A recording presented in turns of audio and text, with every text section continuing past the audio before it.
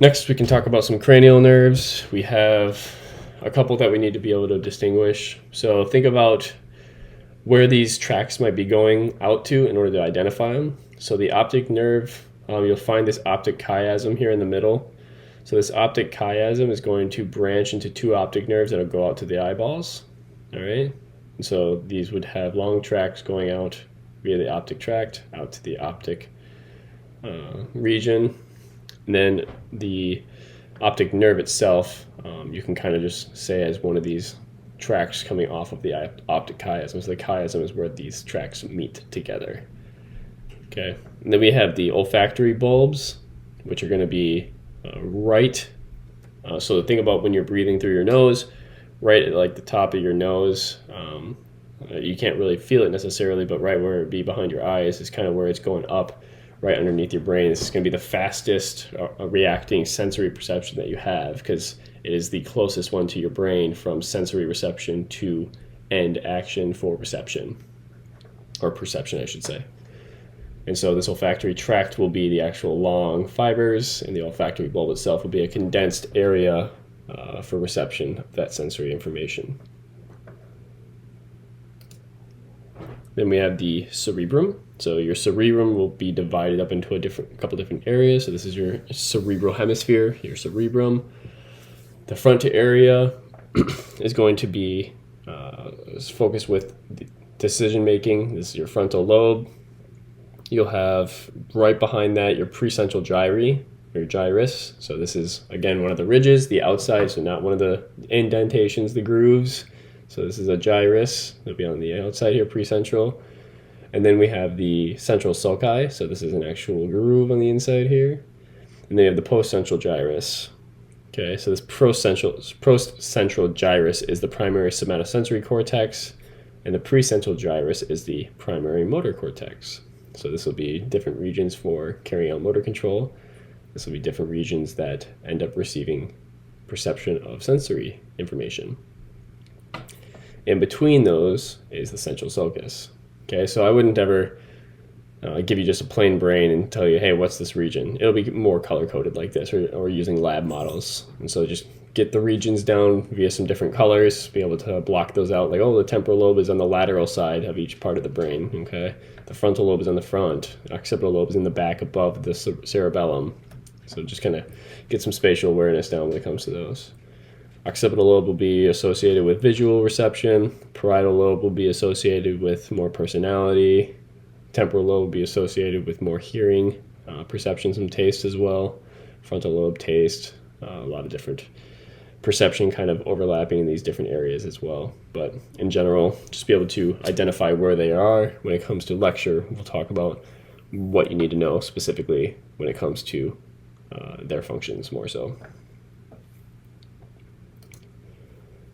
Then we have the corpus callosum. Corpus callosum is going to separate the brain into hemispheres. So it's going to be the middle separating from the left and right hemispheres.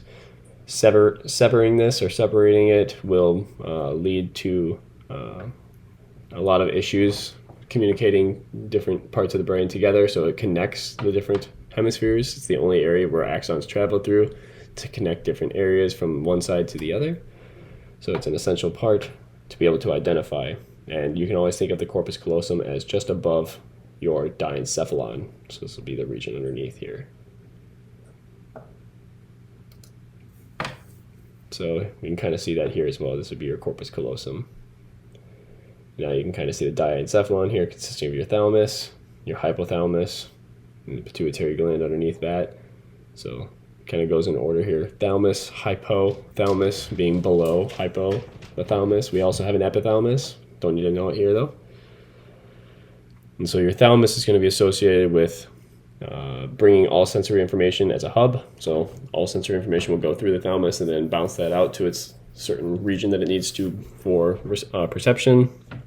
The hypothalamus will be more involved in basic body stuff like thirst, hunger, connection to the endocrine system, regulation of body temperature, that sort of stuff. And then your pituitary gland is going to be snuck underneath that hypothalamus and be very much so involved when it comes to endocrine system functions that we'll talk about later in the semester. So we don't really need to know too much about it right now, besides the fact that it's linked with the hypothalamus. And then we have our pineal gland kind of snuck behind the thalamus. This is going to be involved with melatonin production, and so therefore it'll be regulating your sleep-wake cycles and circadian rhythms, therefore. Then we can talk about the brainstem in a little bit more detail rather than just gross anatomical, being able to identify it. We have 3 regions that we need to be able to know. So the top part, just below the hypothalamus, will be your midbrain. Then this bulging part underneath the midbrain will be called the pons. And then everything underneath that, going into the spinal cord, will be called the medulla, or the medulla oblongata. The medulla is very much so involved in breathing, heart rate, blood pressure, regulation of basic vital functions. Pons is going to be also involved in ventilation and motor function. It will be involved in controlling sleepwalking. So your pons helps shut down your motor system when you're sleeping so that you don't enact out your dreams. But some people have issues with this area of their brain not working while they're sleeping, so they start sleepwalking or doing things while they're sleeping that they might not want to do, but they're dreaming, so they have no idea. So that's your pons. And then your midbrain is going to help influence motor control and sensory analysis. So you don't need to memorize those functions necessarily, just understand where they're at, and maybe it's a good idea to think about what functions they might possess in regards to lecture. And then lastly, we can talk about the cerebrospinal fluid. So we have this direction that your cerebrospinal fluid is flowing. All right, so it's produced in this choroid plexus. So this little area here. This choroid plexus is going to be kind of snuck underneath in the area of the diencephalon. It flows from there into the third ventricle. And so you can think of these ventricles as hubs for controlling the direction of this fluid. So they're areas where the fluid flows through. So this choroid plexus dumps out into the third ventricle. The third ventricle is then going to kind of keep sneaking that down, all right, into the cerebral aqueduct. From the cerebral aqueduct, it'll go and keep flowing through, make sure it makes its connections with the cerebellum what it needs. But it'll flow through, down the spine, up into the spine again, then around the brain. So this is the fourth ventricle coming from the cerebral aqueduct. And then we have this flow around the brain, all right? And this flow is in that little space underneath the arachnoid mater, and in between that and the pia mater. So that's subarachnoid space. So it's a pretty small space when we do the dissection because it's flattened out, not filled. But it is filled with fluid during regular physiology. All right, so they'll get a little bit out here, but for the most part, it'll just hang out in this arachnoid space, make its way back in, and get dumped into the third ventricle again, and just keep flowing. So whenever we need more cerebrospinal fluid, the choroid plexus steps in and makes that, and then we just have this flow around the brain.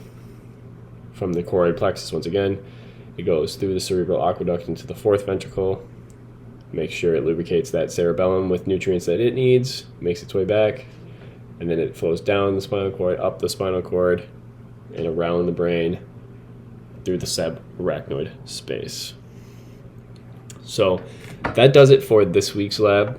Pay attention to different models, be able to identify, the big one here is being able to identify cerebral hemispheres, cerebral areas. So like your frontal cortex, occipital lobe, all of those, be able to understand the different parts of the nerve, understand the meninges, cranial nerves. Not too much since you don't have to worry about doing a dissection this week, but please email me with any questions you may have. Other than that, have a good weekend.